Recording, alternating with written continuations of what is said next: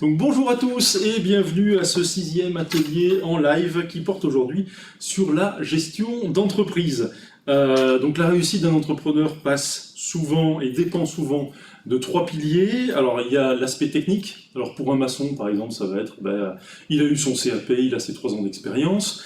Il y a l'aspect commercial aussi, c'est la vente, parce que si vous ne vendez rien, en face, vous n'engrangez pas de chiffre d'affaires, donc vous ne pouvez pas payer les charges. Et enfin, il y a la gestion, qu'on va aborder aujourd'hui. Aujourd'hui, donc notre objectif est de vous expliquer simplement les bases nécessaires au pilotage d'une entreprise, quel que soit votre statut juridique, que vous soyez en micro, en entreprise individuelle au réel ou bien en société. Alors parmi les thèmes abordés aujourd'hui, donc qu'est-ce que la gestion d'entreprise, tout simplement, le rôle d'un expert comptable. Est-ce qu'il existe des obligations comptables et fiscales à l'heure actuelle en France? On va également aborder les indicateurs clés à contrôler une fois que vous êtes lancé. Et puis, on va se poser la question d'un chef d'entreprise, est-ce qu'il a le droit à l'erreur, une fois ou plusieurs fois. Les solutions également en cas de difficulté. Et puis, on va se poser la question de comment se former et auprès de quels organismes. Donc du coup, en co-animatrice aujourd'hui, nous avons Aurélia Thésée du réseau Initiative Agglomération Sophie Antipolis. Donc bonjour. Bonjour, bonjour Xavier, bonjour à tous. Bonjour. Donc je suis chargée d'affaires Initiative Agglomération Sophie Antipolis. J'accompagne des porteurs de projets en obtention d'un prêt à taux zéro. Donc le prêt à taux zéro, c'est un prêt qui est sans caution ni garantie et qui permet de cofinancer avec un prêt bancaire le démarrage d'une activité, que ce soit en reprise ou en création d'entreprise. Ensuite, nous avons Véronique Berruyer. Donc toi, ce n'en est pas à ton coup d'essai ici, puisque tu avais animé notamment un atelier sur les financements bancaires. Et je reviens avec plaisir, merci de m'avoir invité. Donc bonjour. Bonjour. Alors, est-ce que tu peux présenter ton association? Alors donc moi je représente l'association Finance et Pédagogie, qui est une association nationale. On aborde toutes les questions d'argent pour les particuliers et pour les professionnels. Et donc on fonctionne par territoire. Moi je suis sur les Alpes-Maritimes et le Var. J'organise des ateliers collectifs en partenariat, en collaboration avec les partenaires, notamment pour ce qui nous concerne, le public qui nous concerne, les créateurs d'entreprises et les chefs d'entreprise, sur toutes les questions financières. Eh bien, bienvenue. Ensuite, nous avons Vincent Meunier-Collin. Oui, tout à fait. Bonjour à tous. Donc Vincent Meunier-Collin, je dirige un cabinet d'expertise comptable depuis plus de 10 ans sur Sophie Antipolis.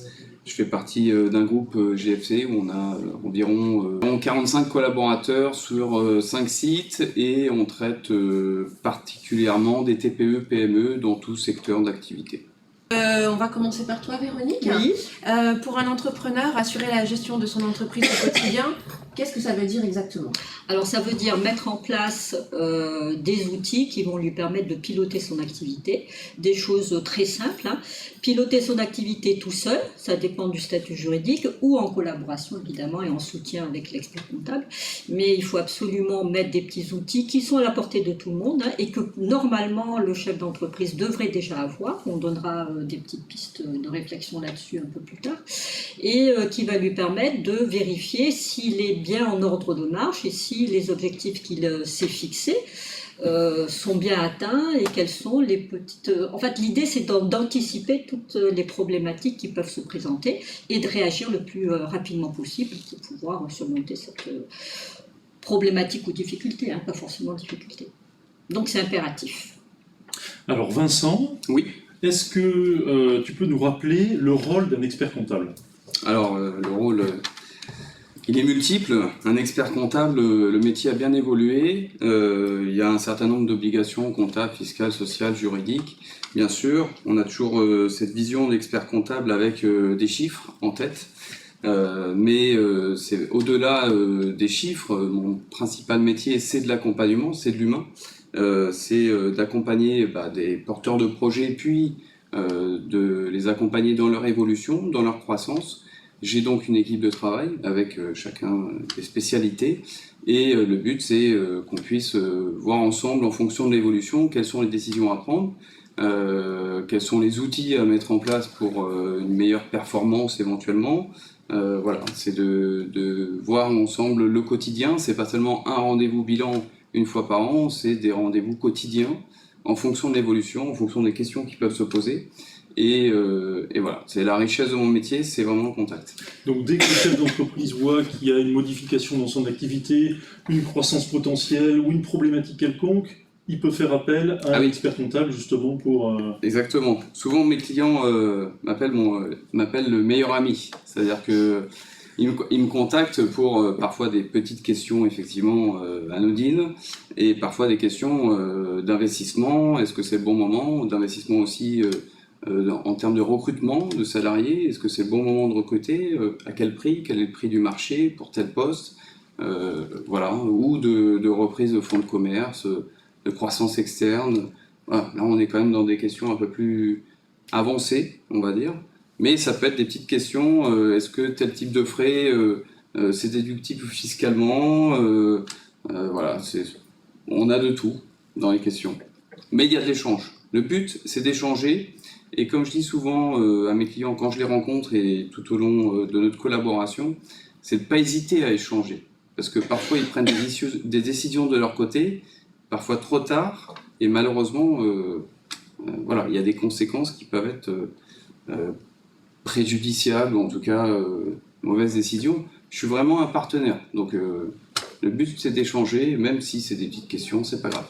Et d'ailleurs, on verra peut-être plus tard où s'arrête la responsabilité de l'expert comptable, parce qu'on a souvent en rendez-vous des personnes qui nous disent « oui, c'est pas ma faute, c'est mon expert comptable qui n'a pas fait le nécessaire, mais vous avez un rôle de conseil, ok ». Conseil, communication, c'est pour ça que plus il y a de communication, plus on est au courant. Nous, on atteste les comptes, donc ils doivent avoir une image fidèle d'une réalité. Donc si je ne suis pas au courant, par exemple, qu'il y a une procédure de prud'homme actuellement, il y a peut-être des provisions à constituer. Donc c'est vraiment, bon là c'est un cas extrême, normalement je suis au courant. Mais voilà, ça peut être un litige aussi avec un client. Donc où en est la procédure? Est-ce que c'est une injonction de payer? Est-ce que ce client est en redressement judiciaire, voire en liquidation judiciaire? Donc il y a des provisions éventuellement à constituer.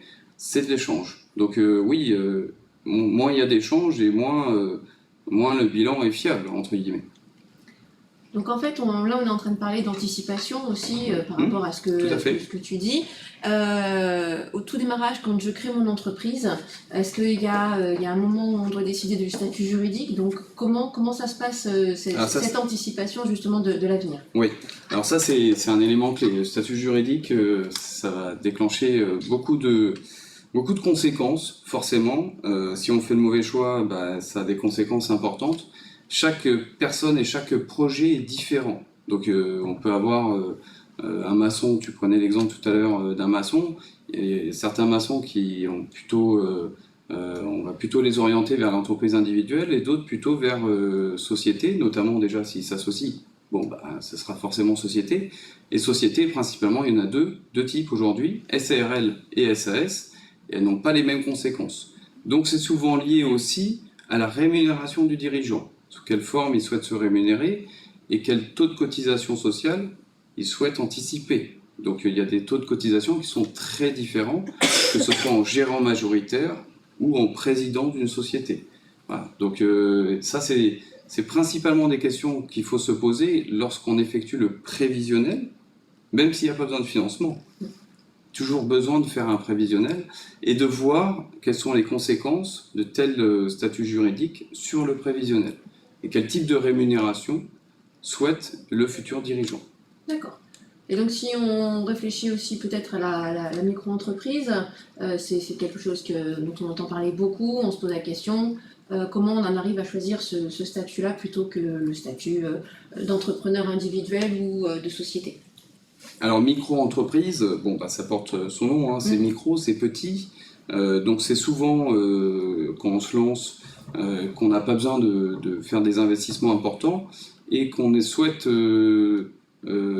appréhender un marché. Donc voir si ça fonctionne, par exemple. Je me lance en tant que prestataire, j'ai peu de perspectives dans un premier temps, donc pas beaucoup de charges, et je souhaite voir si mon idée, elle fonctionne, et si elle fonctionne, ça peut prendre 6 mois, 1 an, 2 ans, 5 ans, même plus.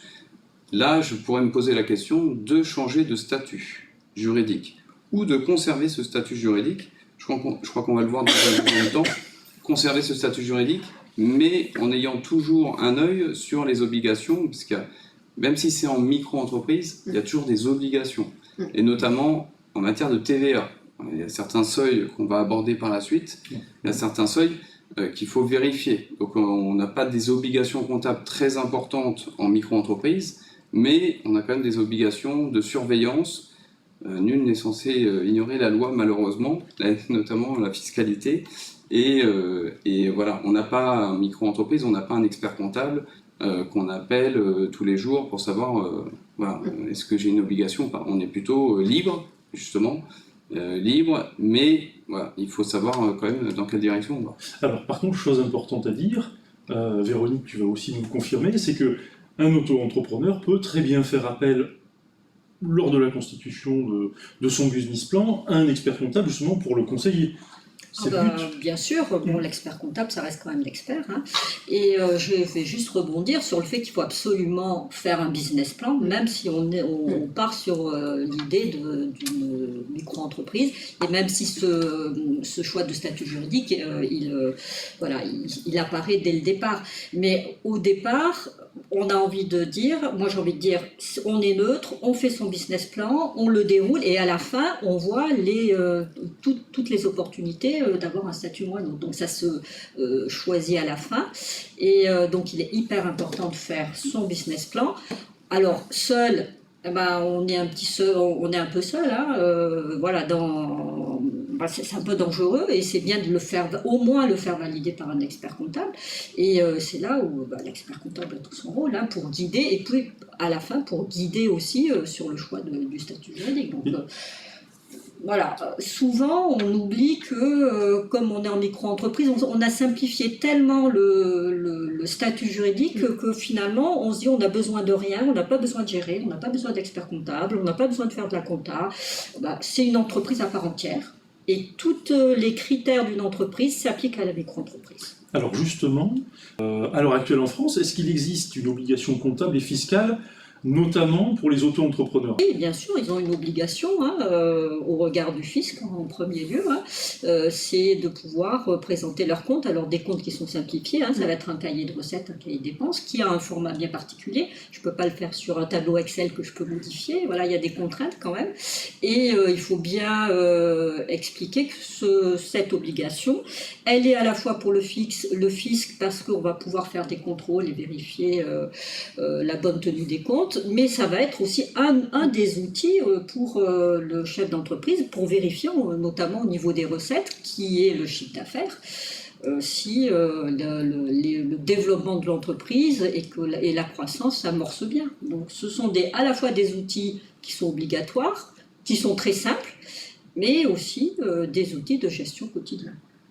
Et est-ce qu'il y a un risque pour un auto-entrepreneur à l'heure actuelle en France à ne pas faire justement ces déclarations Comme tout contribuable, bien sûr, il y a un risque, le risque fiscal, et il ne faut pas oublier qu'une entreprise, la micro-entreprise, encore une fois, c'est une vraie entreprise, donc avec la possibilité d'avoir un contrôle fiscal. Je crois, sous ton couvert, il me semble que sur la proportion de la création d'entreprises individuelles, 75% sont des micro-entreprises qui sont aujourd'hui, c'est énorme.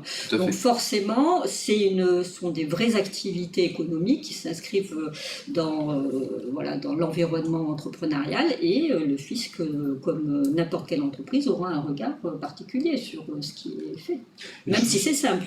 Juste en aparté, la protection du chef d'entreprise. Est-ce qu'en entreprise individuelle et notamment en auto-entreprise, j'ai une créance à la banque ou par rapport à un fournisseur, est-ce que la banque ou fournisseur peut venir chercher chez moi personnellement sur mes comptes une dette que j'ai vis-à-vis d'elle, si jamais je liquide l'auto-entreprise ou autre? Alors il y a une grande avancée l'année dernière, c'est que jusqu'à présent, le patrimoine, la micro-entreprise c'est une entreprise individuelle, donc le patrimoine professionnel et particulier était confondu. Grande avancée l'année dernière.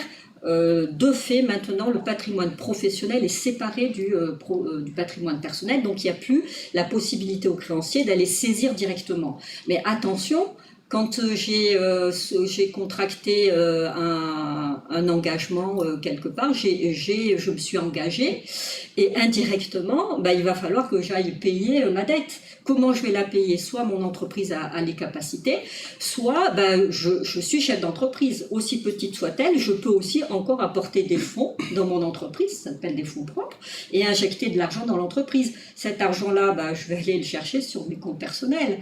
Et donc indirectement, je vais engager mon patrimoine. Mais on ne peut plus saisir directement, il n'y a plus cette confusion de fait qu'il y avait. Alors voilà. Ah oui, tout à fait. Je rejoins tout ce qui a été dit, effectivement. Donc de fait, la résidence principale, par exemple. Alors la résidence principale, elle était déjà protégée par la loi Macron.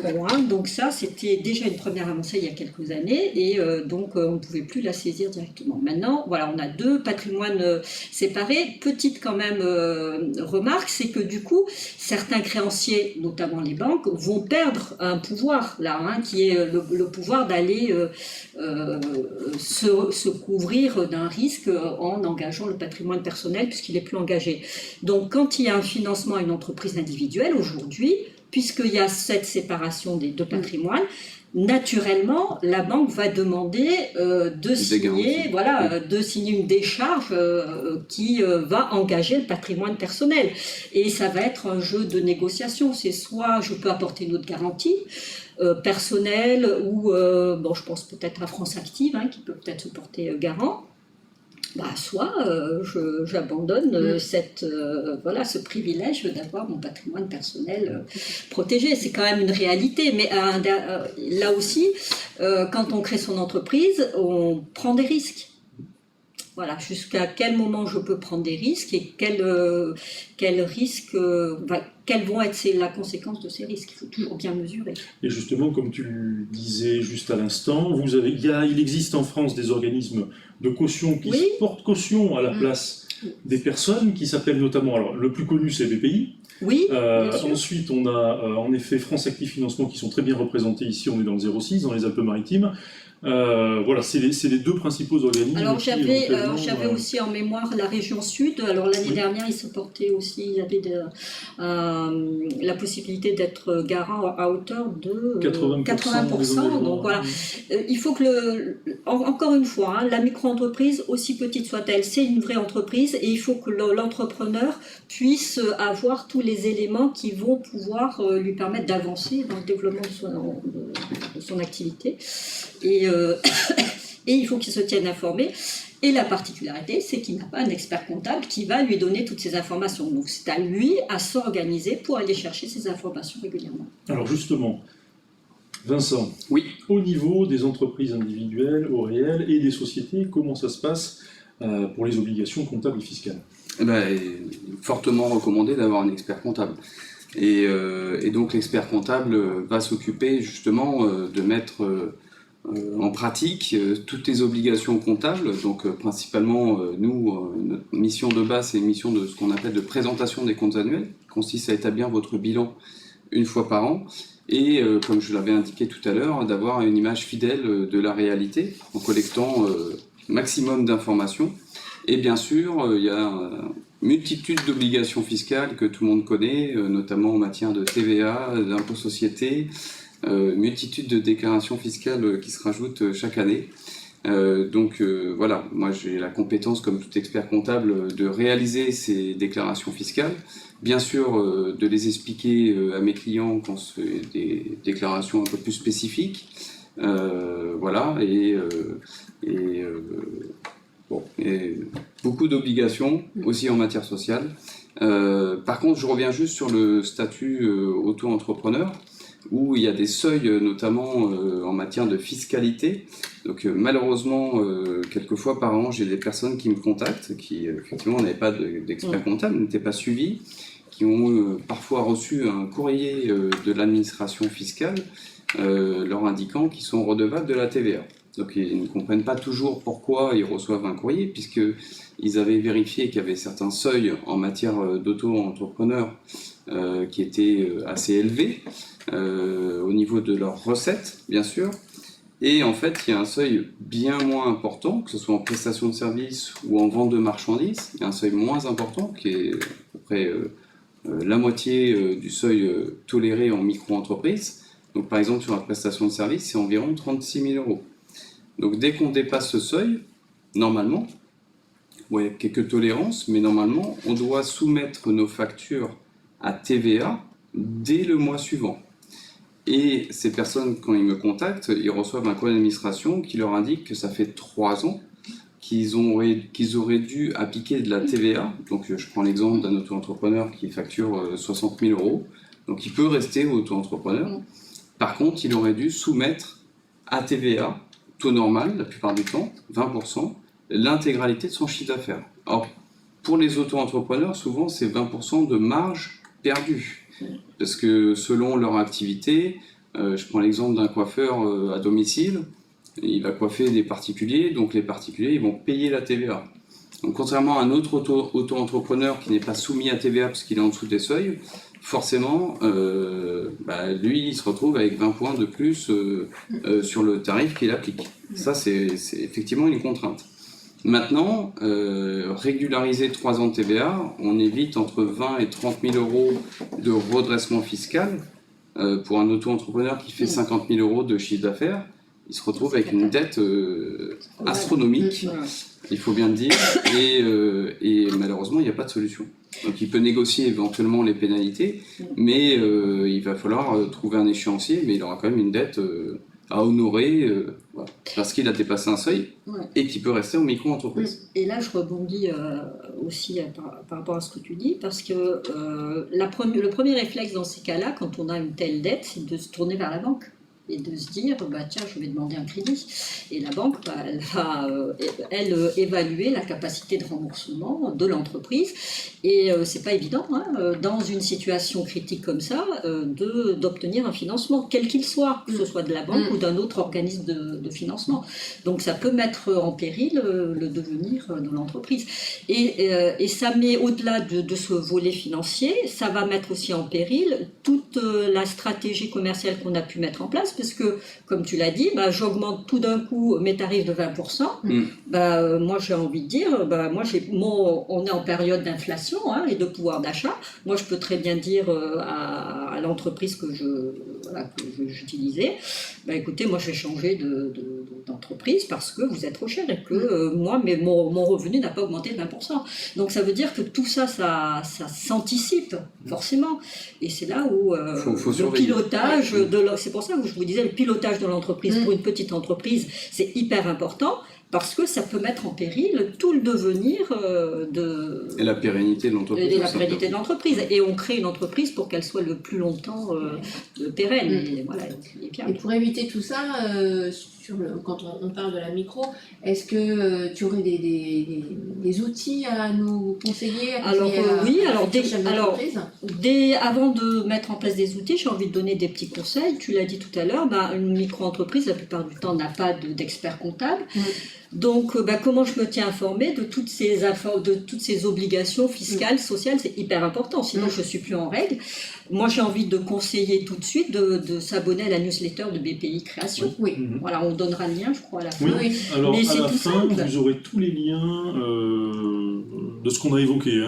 BPI, éventuellement il y a aussi des URSSAF, le site des URSSAF. Le site de l'URSSAF est très très bien fait, donc abonnez-vous à, alors pas 36 newsletters, mais au moins URSSAF et BPI Création, et déjà vous avez toutes les informations qui vont vous permettre de vous mettre à jour, parce que sinon on est dans l'illégalité, et puis ça peut être fatal. Alors est-ce que je peux prendre un expert comptable? Je dirais que dans l'absolu, non, parce que je pourrais. Ça va être une charge que vous allez payer. Voilà, mais un conseil, bien sûr, au moins une fois par an, souvent au mois de décembre, pour faire un point sur l'année écoulée, voir si ça vaut, si c'est l'occasion justement de changer de statut juridique, de passer au mode réel ou pas, ou même en société.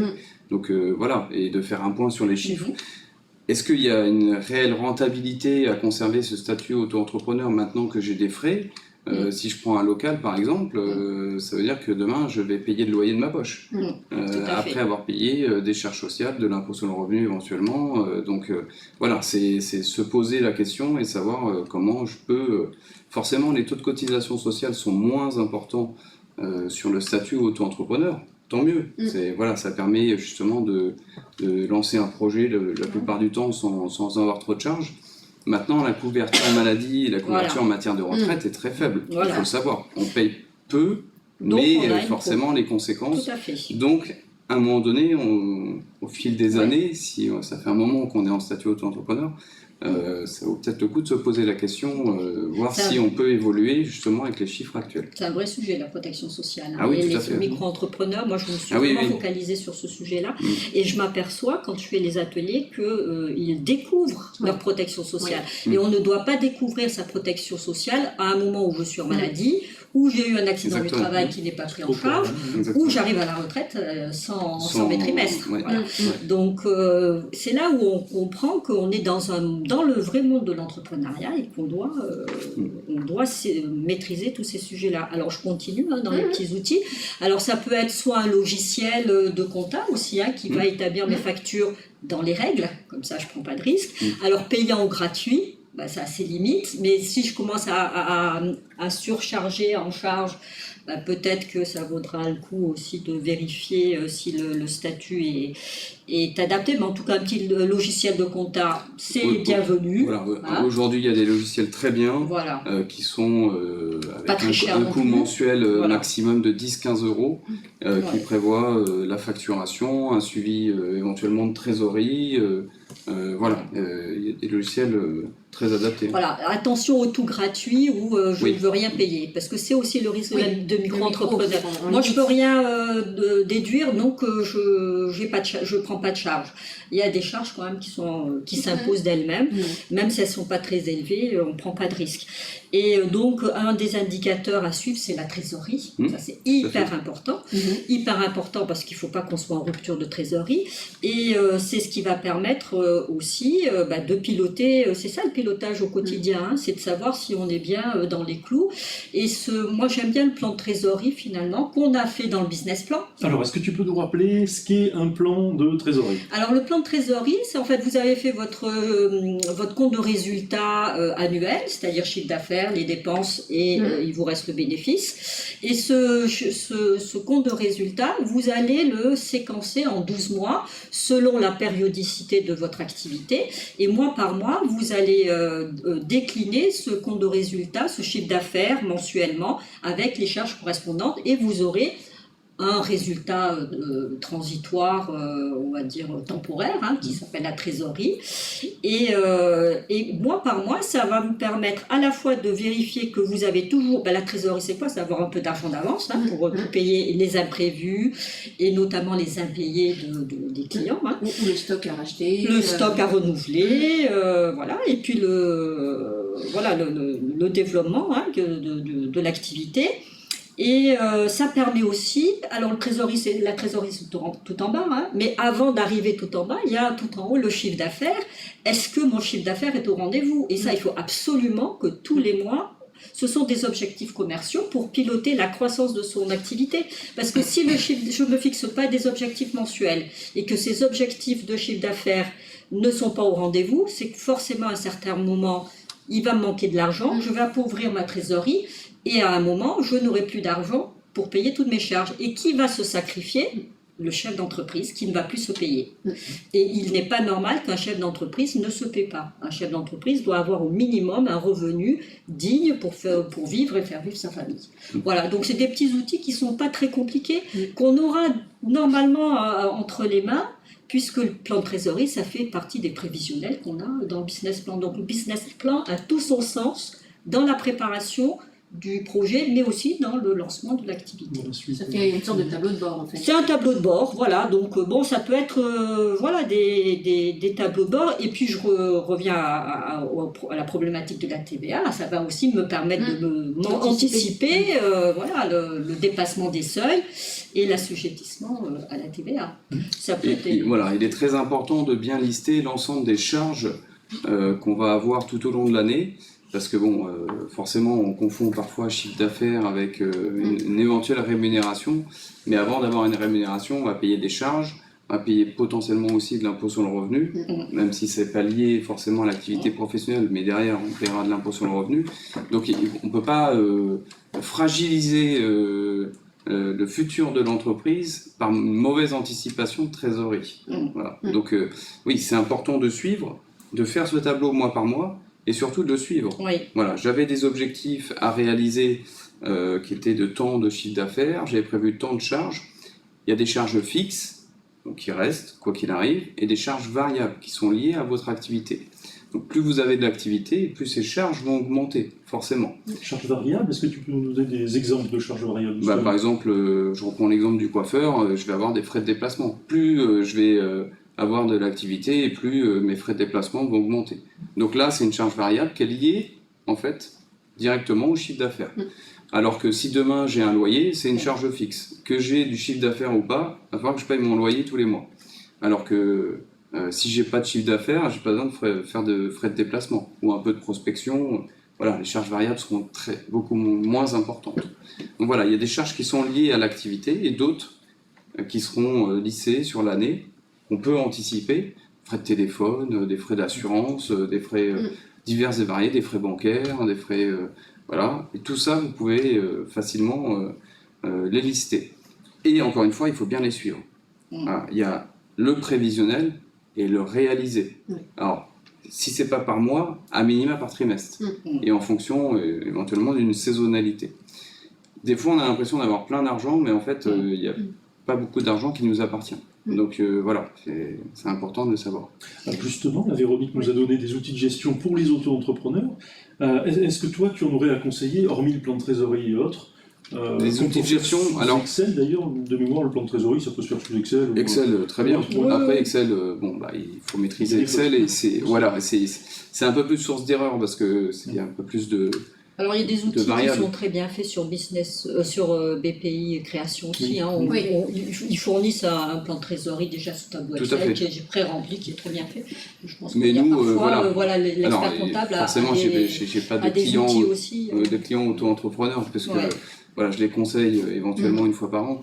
Mais sinon, tous mes clients, on a aujourd'hui pris le virage de la digitalisation. Donc on a des outils, comme tous mes confrères, qu'on met à disposition de nos clients. Qui sont très bien, qui prévoient encore une fois la facturation, le suivi de trésorerie, le suivi d'un certain nombre de charges courantes.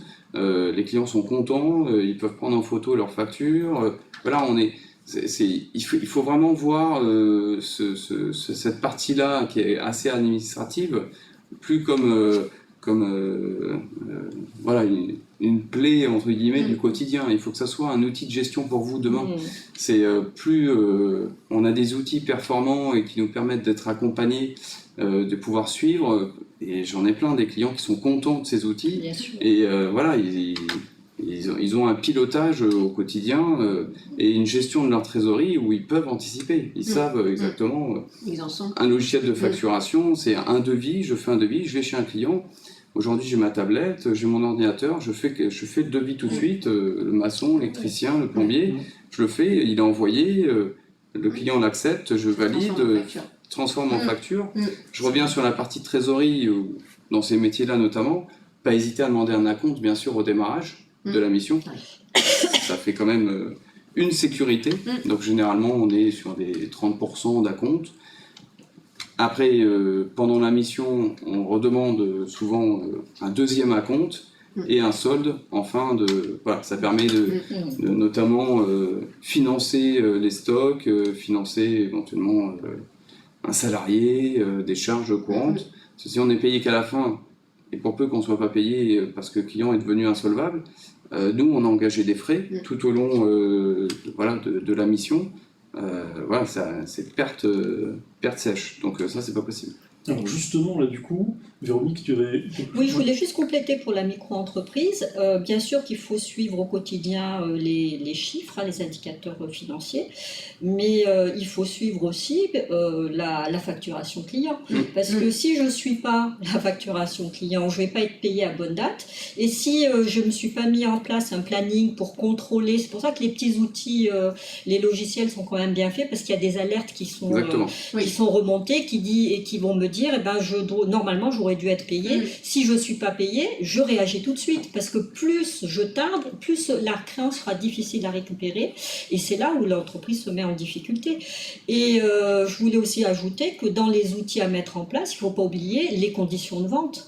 Parce que quand je parle des difficultés de paiement des clients, je demande au chef d'entreprise, qu'est-ce que vous faites si le client ne vous paie pas? Je mets des majorations. Non, je ne mets pas des majorations comme ça.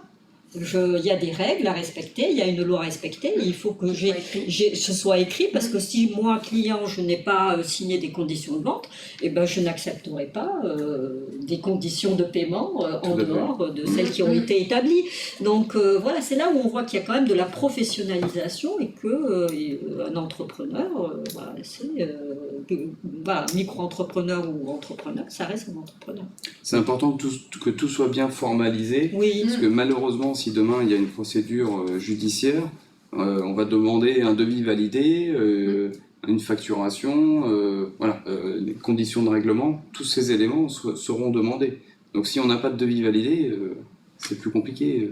Et tout ça, ça se prépare en amont, parce que si je n'ai rien fait de tout ça au moment du lancement de mon activité, et que je me rends compte qu'il fallait que je le fasse, c'est du temps que je ne vais pas consacrer au développement de mon activité, et que je vais consacrer à des tâches administratives qui sont chronophages et que j'aurais dû faire auparavant, et qui auront... Voilà, donc il faut être prêt dès le départ. Est-ce que j'ai bien mes conditions de vente? Est-ce que j'ai bien mon logiciel de facturation? Est-ce que j'ai bien mon planning de suivi de mes objectifs, de mes paiements de factures, etc. Je mets tout en place, et là je peux me lancer. Je n'attends pas le lancement. Vas-y, pardon. Faut être multicasquette. Oui, Faut pas se dire que je suis un bon commercial, quoi qu'il arrive, ça va fonctionner. Non, ça c'est pas possible. Non. Oui, puis il faut pas non plus se reposer uniquement sur l'expert comptable pour la partie comptabilité. Ah non, du tout. Il y a une interaction. Voilà, ça c'est la part du boulot du chef d'entreprise. Exactement. L'interaction, et puis de dégager du temps pour des tâches qui parfois ne ramènent pas forcément de l'argent tout de suite, mais qui sont importantes pour que tout soit bien structuré. Parce que quand on est seul, micro-entreprise ou même seul après, on est multicasquette. On doit penser à tout. C'est pas que la force commerciale qui peut fonctionner. Et juste, je complète, parce que ça me revient, quand je fais ma comptabilité en tant que micro-entrepreneur, j'ai un cahier de recettes, un cahier de dépenses, car je garde bien toutes mes factures et tous les justificatifs. Donc il faut aussi que je m'organise. Cette organisation-là, il faut la mettre en place en amont. Je m'organise pour stocker aussi tous mes justificatifs. Tout à fait. Il ne faut pas que ce soit la pagaille. Parce que sinon, si un jour je change de statut et que je prends un expert comptable, je pense qu'il va me rappeler à l'ordre. Ah oui, tout à fait. Et justement, pour revenir là-dessus, en matière de contrôle, c'était pas prévu qu'on l'aborde, mais est-ce que tu peux nous dire concrètement comment ça se passe, un contrôle URSSAF, un contrôle fiscal, en fonction de quoi est-ce que c'est mis en place? Ça peut arriver parfois quand une entreprise est en difficulté, donc l'URSSAF ou le Trésor public peut déclencher un contrôle pour voir s'il y a des créances dues qui commencent à être importantes, voir un peu où ça en est, mais sinon les contrôles sont inopinés. Que ce soit URSSAF ou fiscaux, on peut avoir un contrôle à tout moment. Et en général, c'est les 3 dernières années. Après, ils peuvent raccourcir sur 1 an si besoin. On peut avoir un contrôle URSSAF sur une année, donc ça peut être 2022 par exemple. Et là, bien sûr, je prends l'exemple de contrôle URSSAF, c'est pas seulement sur du social au sens propre du terme. C'est pas uniquement les bulletins de salaire, les déclarations DSN, etc. C'est également les justificatifs comptables. Donc des frais de déplacement, dans le cadre d'un contrôle URSSAF, il faut justifier des frais de déplacement.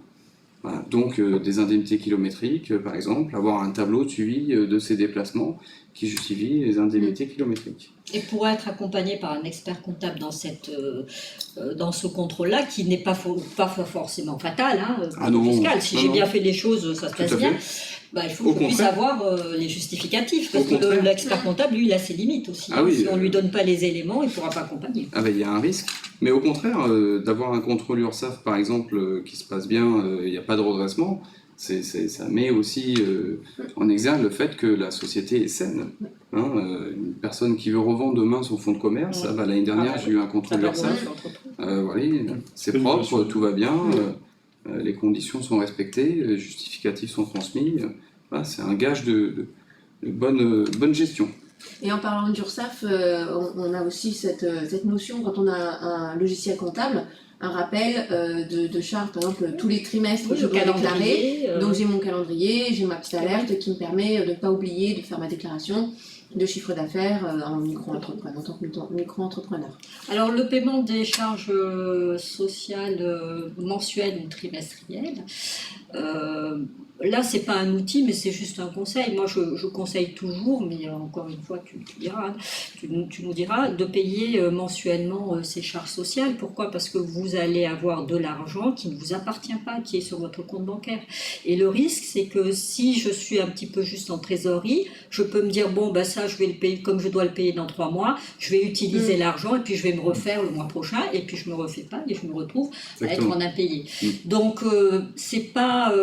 voilà, il me semble que c'est plus sécurisé, déjà plus simple en termes de gestion, et plus sécurisé en général, de payer les chefs d'entreprise préfèrent mensuellement, justement, par prudence, voilà, qui est un débit régulier, on va dire, pas se retrouver avec un trimestre effectivement à payer, et on n'a plus de trésorerie parce qu'on a investi sur du stock, etc.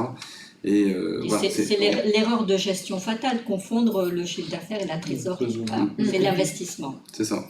Alors maintenant, si vous êtes d'accord, on va passer aux indicateurs clés à contrôler une fois que vous êtes lancé. Alors là, ce qu'on affiche, c'est vraiment la base. Après, si vous voulez avoir... Voilà, ce qui est déjà très bien et ce qui est a priori pas fait par la plupart des chefs d'entreprise.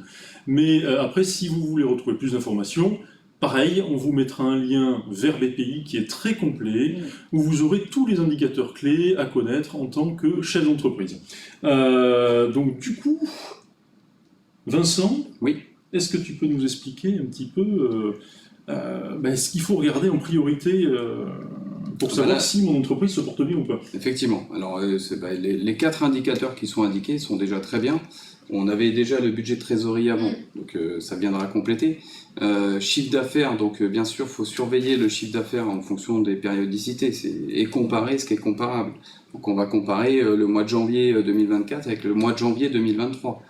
Voilà, avec 2 saisonnalités identiques pour voir un petit peu comment ça évolue. La marge, alors, notamment sur 2023, je pense qu'il y a eu un impact très important sur le coût des matières premières, des marchandises, qui ont dû être répercutés forcément sur les prix de vente, même des petits chefs d'entreprise. Donc là, la marge, c'est bien vérifier qu'on suit l'évolution de toutes ces augmentations. Dans la restauration, par exemple, il y a certains produits qui ont littéralement explosé. Donc, soit on continue à les proposer, mais si on continue à les proposer, il faut bien les proposer au nouveau prix. Voilà. Sinon, on va perdre forcément en rentabilité et on ne va pas suivre correctement cette marge. Et on revient sur le côté commercial. Est-ce que mon client est capable de payer plus pour ce produit-là? Exactement. Donc là, après, il y a une stratégie, bien sûr, pour chaque... je parlais des restaurateurs, mais bien sûr, chaque restaurant a sa propre stratégie et proposera les produits qu'il souhaite proposer. Mais voilà, en tout cas, il y a un suivi des coûts d'achat de matières premières et de marchandises pour vérifier que dans cette marge, on est toujours sur une certaine cohérence. Voilà. Après, en termes de trésorerie, alors, beaucoup de chefs d'entreprise ne regardent que leur trésorerie. Donc ils regardent leur solde bancaire tous les jours et voient effectivement, ah bah oui, tel client m'a payé, tout va bien, etc.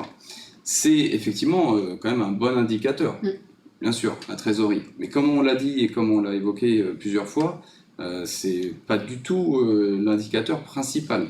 Il faut bien vérifier que par rapport au budget de trésorerie qu'on est prévu, tous les débits ont bien été faits parce que la trésorerie, on en a un instant T, on en a plus un autre instant.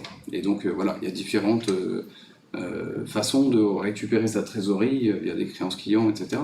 Mais voilà, c'est en corrélation, on va dire, avec le chiffre d'affaires. Et ensuite, la masse salariale, quand on a des salariés, voilà, pareil, forcément, le coût de la vie a augmenté, donc les salaires ont augmenté en conséquence. Et c'est bien vérifier ma masse salariale tous les mois, avec un coefficient ramené au chiffre d'affaires et de se dire, voilà, ma masse salariale avec les charges patronales correspondait à peu près à 40% de mon chiffre d'affaires. Ce mois-ci, je suis à 50%. Pourquoi? Est-ce que j'ai eu moins de chiffre d'affaires? Est-ce que j'ai versé des primes? Pourquoi il y a une telle évolution? Et vérifier que quand on a fait le prévisionnel, on avait prévu une certaine rentabilité sur l'année avec un taux de masse salariale qui était peut-être de 40%. Si aujourd'hui on est à 45%, forcément on n'aura pas la même rentabilité en fin d'année. Voir si ça ne peut pas fragiliser aussi l'entreprise. Donc voilà, ça c'est quand même 4 indicateurs principaux. Après, tout au long de l'année ou au moins une fois par an, de bien vérifier toutes les charges classiques, on va dire, leur évolution, voir si on peut faire éventuellement, il y a des coûts cachés un peu à gauche, à droite, certaines réductions sur des frais de réception par exemple, qui sont devenus trop importants vu la structure. Voilà, c'est de réétudier chaque budget. Mais normalement, en fin d'année, on se projette sur l'année suivante. Donc on regarde un petit peu ce qu'on a eu comme dépenses cette année et voir si on peut faire certaines coupes, améliorer certains postes. Et renégocier avec les fournisseurs, par exemple, frais téléphoniques, frais bancaires notamment. Les assurances. C'est systématiquement chaque année? Alors systématiquement, ça demande un certain travail. Voilà, donc le chef d'entreprise qui est tout seul, il ne va pas appeler chaque fournisseur. Il faut aller sur, je pense, les principaux postes, ça c'est sûr. Pas hésiter à faire des devis, à contacter son fournisseur, lui indiquer que le coût est maintenant important, voilà, compte tenu de sa structure, qu'il a fait des devis qui étaient moins importants. Alors, parfois, c'est peut-être pas les mêmes conditions non plus, mais en tout cas, d'aller à l'essentiel. Mais c'est vrai que si on fait le lien avec tout ça, plus les charges grandissent, enfin, augmentent, et plus la marge se réduit et on n'a pas non plus des capacités sur le chiffre d'affaires à l'augmenter comme ça. Alors comment on va l'augmenter, soit en le développant en termes de vente, soit en augmentant les tarifs. C'est très limité là, l'augmentation des tarifs. Donc il faut qu'il y ait ces indicateurs-là. Ils doivent permettre d'avoir une vue qualitative et de prendre des décisions. Voilà, pourquoi mon chiffre d'affaires a baissé et c'est pas parce que c'est l'inflation. C'est parce qu'effectivement, peut-être que c'est les consommateurs qui ont changé leur mode de consommation. Il y a un nouveau concurrent, c'est un produit qui n'est plus adapté au marché. Il y a plein de questions que le chef d'entreprise doit se poser et il doit réagir parce qu'il doit préserver sa marge. Qui au bout du compte va lui permettre aussi de tout payer. Donc ça ne suffit pas de constater, il faut réagir. Il faut anticiper, réagir et prendre les bonnes décisions. Et là, les bonnes décisions, on les prend aussi avec les conseils de son expert comptable. On revient toujours tout à fait. Est-ce que, pour aller un petit peu plus loin, peut-être on mettra le lien, Xavier, sur BPI France pour les soldes intermédiaires de gestion, pour aller vraiment un peu plus en profondeur, pour discuter, échanger éventuellement avec son expert comptable et puis avoir parfois des termes techniques qui permettent de faire cette analyse dont vous avez parlé précédemment. Ce que je voulais dire, c'est que tout ce qu'on dit, c'est très abordable pour tout le monde. Hein. Oui. Ah oui, c'est pas, on ne devient pas expert comptable. Hein. C'est chacun son rôle. Voilà. Donc le chef d'entreprise, il faut qu'il prenne conscience que c'est son boulot et qu'il est adapté. Il est adapté. Enfin, c'est les clés de la réussite. Voilà, ça porte c'est abordable. Chercher le mot. De la question d'aujourd'hui, c'est les clés de la réussite. S'intéresser vraiment à tout. Et tout maîtriser, tout comprendre et voilà, faire face à l'évolution quelle qu'elle soit.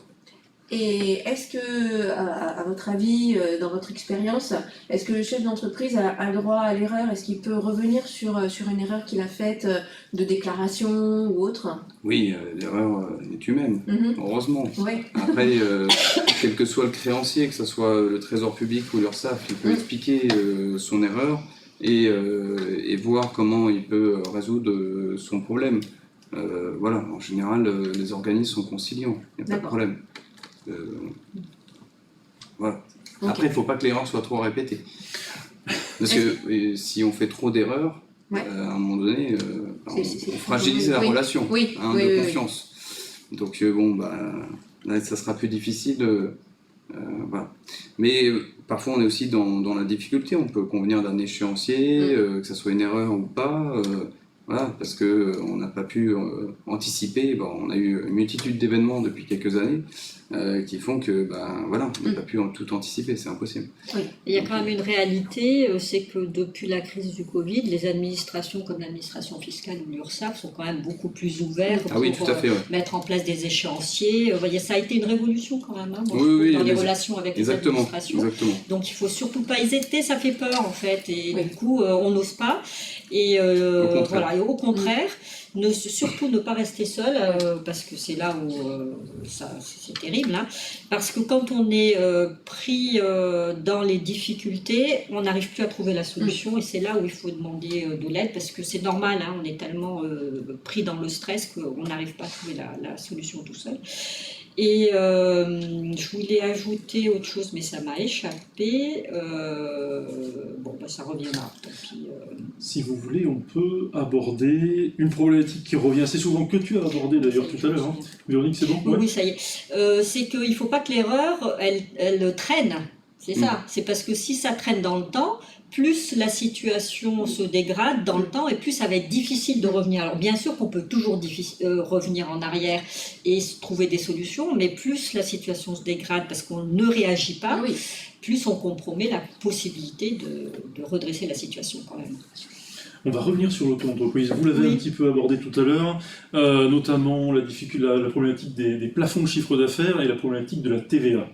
Là, ce qu'on voit à l'écran, ce sont en 2023, puisque là on est fin 2023, mais les chiffres 2024 n'ont pas été encore publiés. Mais ce seront les mêmes. Oui, parce que ça évolue tous les 3 ans. Exactement. Je crois que ça a changé l'année dernière. Donc ce seront les mêmes. Ouais. Donc ça, ce sont les plafonds de chiffre d'affaires en fonction de la nature de votre activité. Donc vous pouvez faire de la prestation de service. Le plombier qui installe un robinet, par exemple, vous pouvez être libéral, avoir une activité de conseil, et vous pouvez avoir une activité aussi commerciale. Donc commerciale, c'est de l'achat-vente. Après, pour reprendre l'exemple de l'artisan, un plombier, il peut très bien faire de la prestation de service uniquement la pose du robinet et ne pas le vendre. Il peut faire la pose du robinet et aussi l'acheter et le revendre à son client. Et après, il peut très bien donner des cours dans un lycée technique ou autre, et là, il aura une activité libérale. Donc les trois peuvent être confondus. Alors, mais pas cumulés. C'est-à-dire que j'ai un plafond maximum de 180 700. Hein. Oui. Là, on parlait de la nature des activités. 77 000. Voilà. Exact. Et là, après, on va afficher les plafonds, notamment, de TVA, parce que vous avez un plafond de chiffre d'affaires à ne pas dépasser, mais la franchise de TVA en auto-entreprise, elle est 2 fois moins importante que votre chiffre d'affaires. Alors, est-ce que vous pouvez expliquer concrètement comment ça se passe ? Alors, c'est un peu ce que j'ai expliqué tout à l'heure. C'est-à-dire que quand on dépasse ce plafond de chiffre d'affaires en matière de TVA, on doit appliquer de la TVA sur les prestations ou sur les ventes qu'on réalise, tout simplement. Donc, on va collecter de la TVA qu'on va collecter auprès de nos clients, de la TVA qu'on va reverser à l'État, sans déductibilité en micro-entreprise, de la TVA sur les charges, bien sûr. Et ça, tu l'avais expliqué tout à l'heure. En cas de dépassement, comment ça se passe concrètement avec les URSSAF et les impôts ? Alors, l'URSSAF ne communique pas le fait qu'on a dépassé le seuil, à ma connaissance. Donc ça veut dire que l'auto-entrepreneur qui avait eu peut-être connaissance de ces plafonds lorsqu'il s'est lancé, 3 ans après, il a peut-être oublié qu'il y avait ces plafonds. Il réalise donc aujourd'hui 50 000 € de chiffre d'affaires. Il vérifie le plafond auto-entrepreneur, il est en dessous, il peut rester en micro-entreprise. Par contre, il doit soumettre à TVA, encore une fois, ses factures. Alors s'il facture du B2B, c'est pas de problème. C'est-à-dire que la société qui facture va récupérer la TVA. Donc il n'y a pas d'incidence. Voilà, par contre, s'il ne l'a pas fait, il sera redressé. Donc c'est quand même dommage. Alors que la société pouvait récupérer cette TVA. Par contre, s'il facture des particuliers, principalement, ça va jouer sur sa marge. Parce qu'il ne va pas pouvoir proposer les mêmes prix avec ses 20% de TVA en plus. Le particulier consommateur final, TVA est un impôt indirect, le particulier, il va payer avec 20% en plus. Donc je reprends le coiffeur, la coupe à 30 €, elle va passer à 36 €, forcément. Et par contre, peut-être que je vais changer de coiffeur. Oui, exactement. Parfois, il y a une stratégie effectivement commerciale de se dire quelle est la conséquence si je dépasse le seuil de 5 000 €, je vais perdre peut-être un certain nombre de clients, est-ce que ça vaut le coup ou pas? C'est pour ça que l'analyse quantitative ne doit pas être dissociée de l'analyse qualitative, c'est-à-dire quelles répercussions j'ai, qui sont mes clients, est-ce que ce sont des professionnels, et même si ce sont des professionnels, il faut que j'accompagne quand même cette information. Attention, là maintenant il y a de la TVA, mais vous la récupérez, donc c'est... Donc il y a plus d'incidence. Voilà, c'est de la négociation commerciale. Voilà. Par contre, quand c'est des clients particuliers, il va falloir avoir une autre démarche qui est celle de vendre son produit et mettre en avant son produit qui va se différencier des autres voilà, pour garder son client. C'est moins évident. Et par contre, au bout d'un moment, la TVA, enfin les impôts vont se rendre compte au bout d'un moment qu'il y a un dépassement de seuil, etc. Tout à fait. Au bout de combien de temps? Et concrètement, je suis chef d'entreprise depuis 5 ans, ça fait 3 ans que je dépasse systématiquement les seuils mais que je ne déclare pas ma TVA.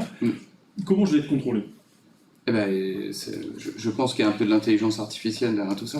C'est-à-dire que forcément, l'administration fiscale va récupérer un fichier. Donc, Monsieur Prince a dépassé depuis 3 ans le seuil de TVA. Donc, l'administration fiscale va vous envoyer un courrier, va se rapprocher de vous pour savoir quelle est votre position par rapport à cette TVA. Votre position, c'est qu'elle est due. Vous ne le saviez pas, mais elle est due. Par contre, vous ne l'avez pas collectée. Alors, notamment si c'est des professionnels, c'est dommage. Vous n'allez pas recontacter vos clients pour facturer. Donc c'est vous qui allez payer ce redressement. Voilà. Donc c'est parfois très lourd. Et, bon, fatal parfois. Et j'ai des situations, oui, ça m'attriste pour les personnes parce qu'elles se retrouvent avec une dette conséquente. Quand on fait, encore une fois, 50 000 € de chiffre d'affaires, un redressement de 20 000 ou 30 000, bon, c'est dommage. Et par contre, c'est pas l'URSSAF ou les impôts qui systématiquement, comme tu le disais tout à l'heure, en cas de dépassement de seuil, viendront... Pour l'instant, les cas que j'ai eus, effectivement, c'est des personnes qui ont reçu un courrier d'administration qui les redresse sur 3 ans. A posteriori. Oui, a posteriori. C'est ça le problème. Donc 3 ans plus tard, ils ont reçu un courrier pour le redressement. J'ai eu pas mal de cas comme ça de personnes... Donc, mais même parfois, 1 mois ou 2 mois, arriver à récupérer les 20% sur 2 mois de facture, c'est pas toujours évident. Moi, j'ai eu des cas de personnes qui se sont retrouvées, arrivées au mois d'octobre, à devoir reprendre les factures du mois d'août et du mois de septembre parce qu'ils venaient de dépasser le seuil. Ouais, encore si c'est que ça, c'est pas le... C'est pas toujours évident. Ouais, alors, il y a un petit seuil de tolérance quand même. Oui, il y a un seuil de tolérance. Je les ai, c'est 39 100 pour les 100 € pour les prestations de services et 101 000 pour... Donc, ça veut dire qu'on peut dépasser exceptionnellement et bon, et après on revient. En tout cas, il faut suivre. Il faut suivre, voilà, on en revient toujours à la même chose, il faut suivre, et c'est bon signe. Il ne faut pas freiner, il ne faut pas tirer les rênes, et au contraire. Et ce que je voulais dire, c'est qu'on doit alors déjà se poser la question, est-ce que je dois changer de statut, est-ce que c'est pertinent? Mais on ne change pas de statut en cours d'année comme ça. Ah non, c'est... Voilà, donc attention, voilà pourquoi les prévisionnels, les prévisionnels sont importants. Est-ce que je vais rapidement dépasser les seuils les seuils de TVA, et auquel cas, est-ce que la micro qui pour moi était le plus simple, pas beaucoup de frais, souvent c'est une question d'argent. C'est ça, c'est ça. Bon, c'est au mieux, voilà. Et là on parle du pire, donc quelles sont les solutions en cas de difficulté de trésorerie? Comment on peut réagir, qu'est-ce qui doit m'alerter, et puis quelle solution alors là, dans ce cas-là, c'est de se rapprocher de l'administration fiscale. Si on parle de ce redressement en matière de TVA, se rapprocher de l'administration fiscale, convenir d'un échéancier. Encore une fois, ils sont ouverts. Bon, il y a quand même une situation de fragilité, aussi de pérennité pour l'entreprise. Donc voilà, c'est trouver une solution, un échéancier. Si l'échéancier est respecté, en général, il n'y a pas de pénalité. Donc, bon. Après, il y a d'autres cas qui sont plus importants, sans parler du statut auto-entrepreneur, d'entreprises qui sont en difficulté. Alors, comprendre pourquoi on est en difficulté, parfois on n'y peut rien, puisque le marché, malheureusement, a dégringolé pour X ou Y raison. Parfois, on est en difficulté parce qu'on a de l'argent dehors, des encours clients qui sont importants, donc aller chercher l'argent.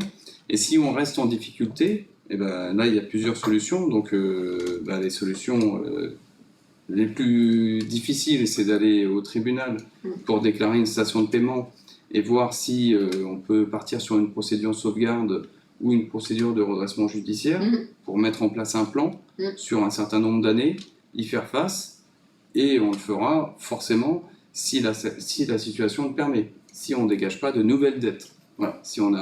Si c'est pas nos crédits actuels qui sont trop lourds, par exemple, pour faire face au quotidien.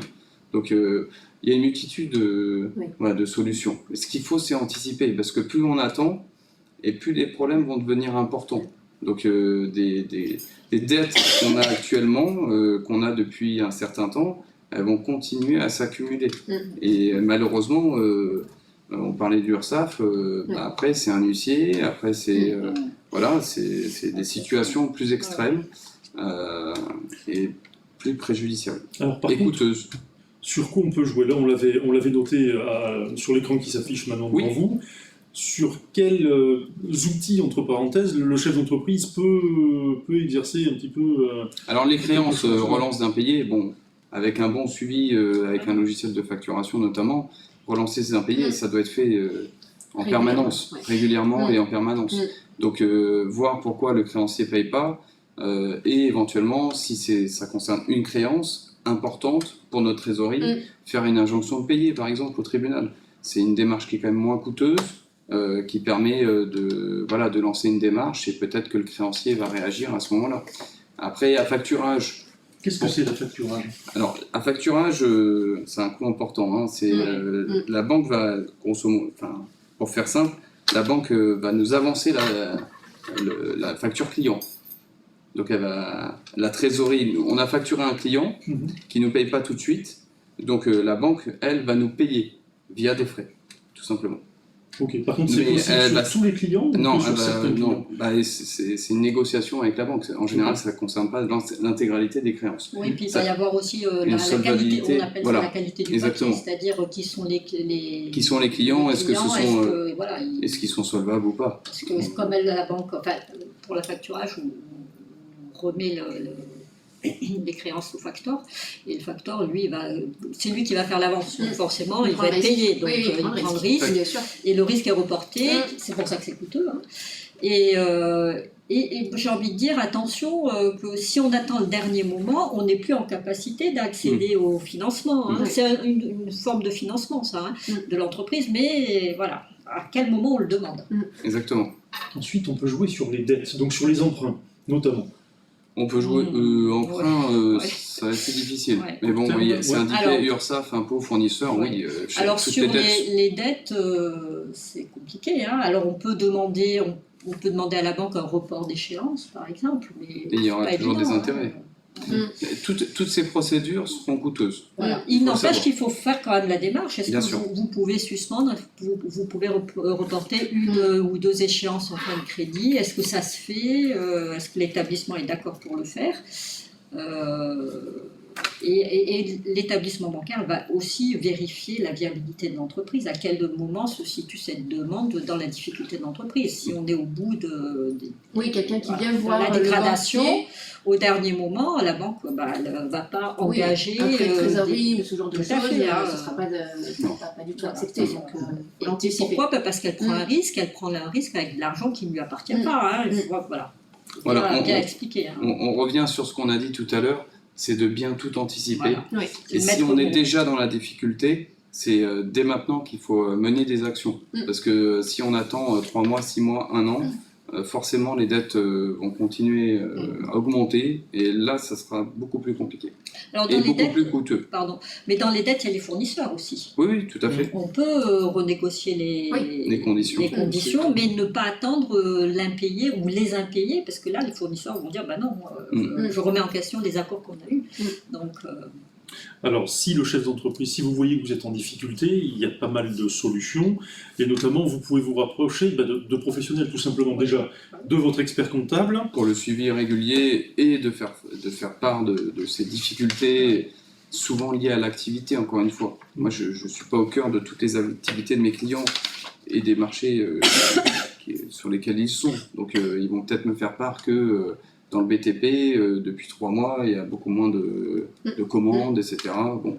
Donc voilà, c'est de faire part de l'actualité pour qu'on puisse mener des actions, prendre des décisions, et pour que ça se passe mieux. Après, vous pouvez aussi vous rapprocher des chambres consulaires. Alors, les chambres consulaires, c'est les chambres auprès desquelles vous êtes immatriculé. Donc, il y a la chambre de métier et de l'artisanat, notamment. Il y a la chambre de commerce et d'industrie Nice-Côte d'Azur. Ensuite, chose très importante, mais méconnue, mais vous pouvez aussi vous rapprocher du tribunal de commerce. Alors ça fait toujours peur le tribunal parce qu'on le voit comme une sanction, mais toutes les procédures collectives, ce ne sont pas des sanctions, c'est un accompagnement. Exactement, Voilà, c'est c'est une aide, trouver une solution. Voilà. Et je l'évoquais tout à l'heure, partir potentiellement sur un plan. Ou la conciliation. Il y a une multitude de sociétés qui sont sorties d'un redressement judiciaire très bien.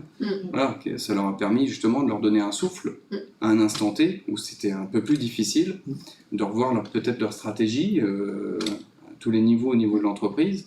Et voilà, aujourd'hui, elles sont pérennes et tout va bien. Par contre, c'est toujours la même logique, il ne faut pas attendre. Bah, Non. après, voilà, il n'y a pas une baguette magique qui dit on efface tout. Hein.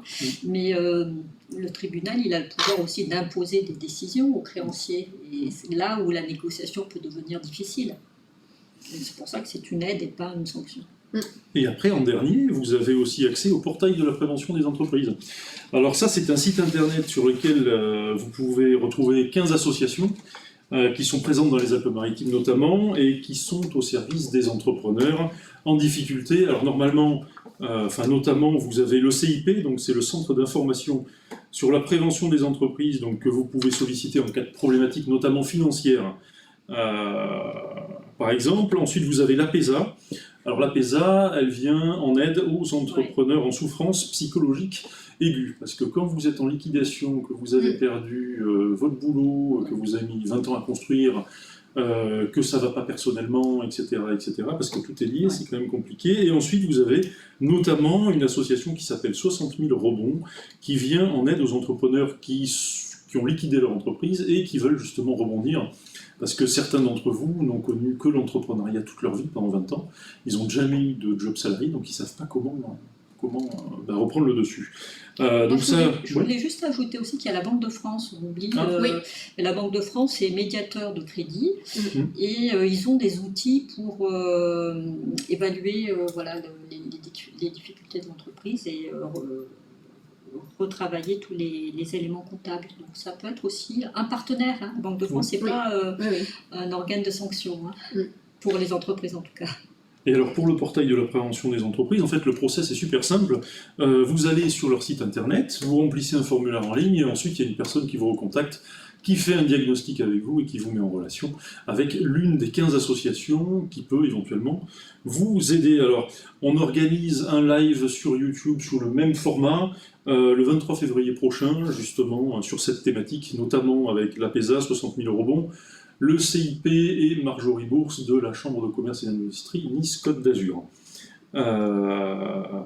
Enfin, dernière thématique. Oui, alors, pour éviter toutes ces difficultés, est-ce qu'il y a des solutions pour se former, des endroits, des personnes, des ressources à contacter pour pouvoir se former et apprendre à mieux gérer, ou simplement apprendre à gérer son entreprise? Alors, vous avez tous les partenaires de l'accompagnement à la création d'entreprise, donc les chambres consulaires dont on a parlé tout à l'heure, chambres de métier, métiers de l'artisanat, chambres de commerce. Vous avez ce sont des réseaux nationaux, donc les plateformes initiatives, France Active qui fait de l'accompagnement. Alors nous, à Finance et Pédagogie, on fait de l'accompagnement, on fait des ateliers collectifs en collaboration avec les partenaires, donc c'est via les partenaires qu'on peut vous accompagner. Il y a les boutiques de gestion, les BGE, et donc dans chaque région, on a une déclinaison de ces structures qui peuvent vous accompagner en amont, mais aussi tout au long de la vie de votre entreprise. Donc, le maître mot, pour résumer, c'est anticiper et ne pas rester seul. Se faire accompagner au maximum. Être bien accompagné, trouver ses partenaires dès le début. Et les partenaires, on a quand même aujourd'hui un réseau qui est très dense sur l'accompagnement. C'est un vrai privilège. Et en plus, qui est la plupart du temps gratuit. De qualité et gratuit. Et gratuit, donc...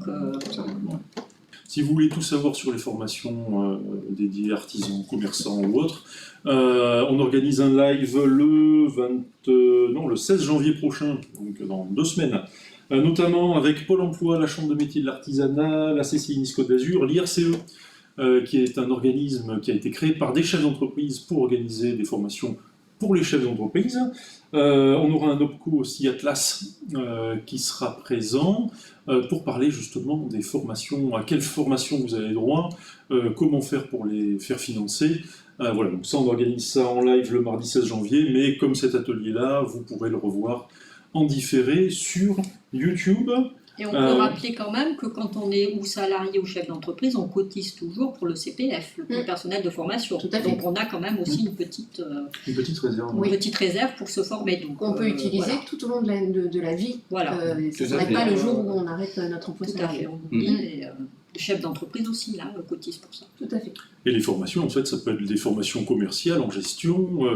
Je pense à la Chambre de métier, par exemple, où ils ont des formations carrément individuelles en fonction de vos besoins. Vous dites, tiens, je ne sais pas calculer mon coût de revient. Ils vont vous mettre en relation avec un expert comptable qui va vous aider à calculer votre coût de revient gratuitement. Donc, ça, c'est pas, on a la chance d'être en France, donc autant en profiter.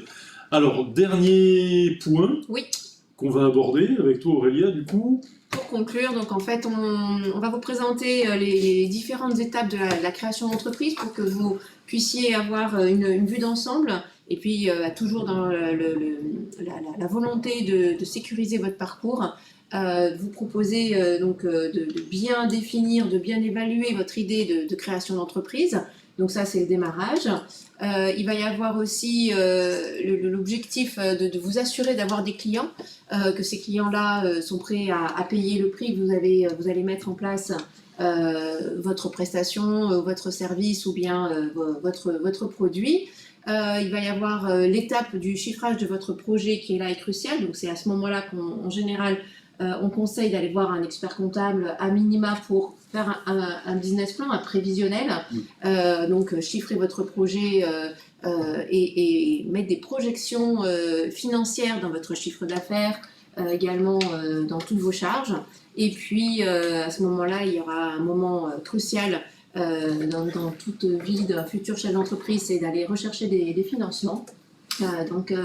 Se rapprocher des banques, se rapprocher d'initiatives, pourquoi pas, se rapprocher également des proches, de l'entourage familial pour pouvoir avoir de la love money, de l'apport en capital. Et puis, une fois qu'on en arrive là, en général, on va se poser la question du statut. Et donc, il va falloir choisir le statut adapté pour pouvoir optimiser ses charges, les coûts de la structure. Et puis, s'immatriculer afin de pouvoir donner vie enfin à votre entreprise. Donc, ça, se rapprocher des experts comptables, des chambres consulaires et de l'INPI pour ceux qui sont micro-entrepreneurs, auto-entrepreneurs. J'ai une dernière question à Vincent. Est-ce que, en tant que chef d'entreprise, je peux aller voir mon banquier avec mon expert comptable d'un certain moment de la vie de mon entreprise? J'ai déjà accompagné des clients directement chez le banquier pour expliquer une situation, parce que certains chefs d'entreprise n'ont pas forcément les mots techniques ou ne savent pas exprimer d'une certaine façon leur situation. Et donc, oui, j'ai déjà accompagné chez des banquiers. Ça, c'est un soutien inestimable. Vous avez un dispositif qui s'appelle Business Story et qui vous permet quand même d'avoir, alors ça a été organisé par les experts comptables, mais qui vous permet d'avoir 3 rendez-vous gratuits avec un expert comptable, justement, pour monter votre projet et pour bien le valider comme il faut. Et il a été élargi à la difficulté de l'entreprise, donc depuis la crise. Donc on peut aussi bénéficier de ce dispositif si on est en difficulté. Donc voilà, il y a plein de choses. Donc pour résumer, vous serez toujours accompagné. N'hésitez pas, ne restez pas seul. N'hésitez pas à solliciter chambre consulaire, experts comptables, associations comme toi, Véronique, avec Finance et Pédagogie, pour vous aider justement à traverser certaines périodes difficiles. Donc prochain atelier en live le mardi 16 janvier, donc sur les formations. Merci beaucoup. Merci pour l'invitation. D'avoir pris du temps et pour la qualité de vos interventions. Avec plaisir. Et puis à bientôt. À bientôt. Merci. Et bon appétit. À bientôt.